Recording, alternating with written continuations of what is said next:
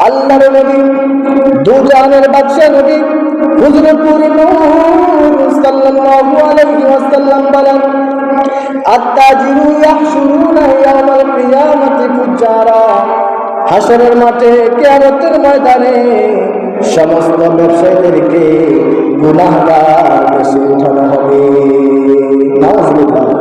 রমজানের ফজিলত সম্পর্কে বলার আগে একটা কথা না বললেই নয়, সেটা হচ্ছে আমরা দেখতে পাই অন্যান্য দেশের মধ্যে যখন রমজান মাস আসে তখন দ্রব্যমূল্যের দাম কমে দেয়।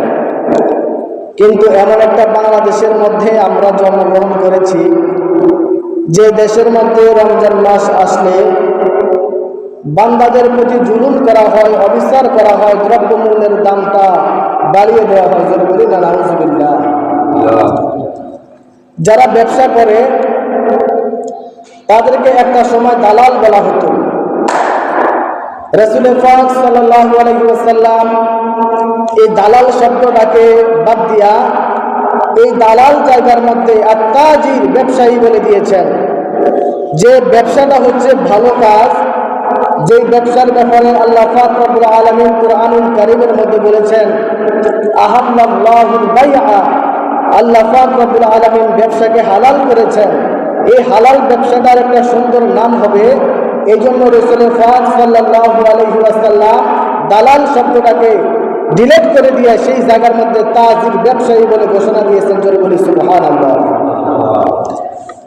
তিরমিজি শরীফের হাদিসের মধ্যে রাসূল পাক সাল্লাল্লাহু আলাইহি ওয়াসাল্লাম বলেন, আন আবি সাঈদ খুদরি রাদিয়াল্লাহু তাআলা আনহু قال قال رسول الله صلى الله عليه وسلم আত-তাজিরু সুদুকুল আমিন মা'আন নাবিয়্যিনা ওয়াস সিদ্দিকিনা ওয়াশ শুহাদা। রাসূল পাক সাল্লাল্লাহু আলাইহি ওয়াসাল্লাম বলেন,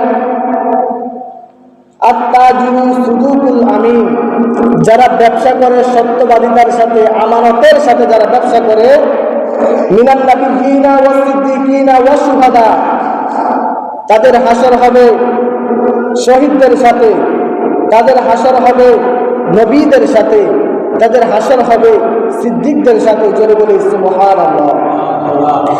অন্য হাদিসের মধ্যে রাসূল পাক সাল্লাল্লাহু আলাইহি ওয়াসাল্লাম বলেন, আন উবাইদ ইবনে রিফাআত আন আবিহি রাদিয়াল্লাহু তাআলা আনহু قال قال رسول الله صلى الله عليه وسلم التاجرون يحشرون يوم القيامة فجارا إلا من اتقى وبر وصدق।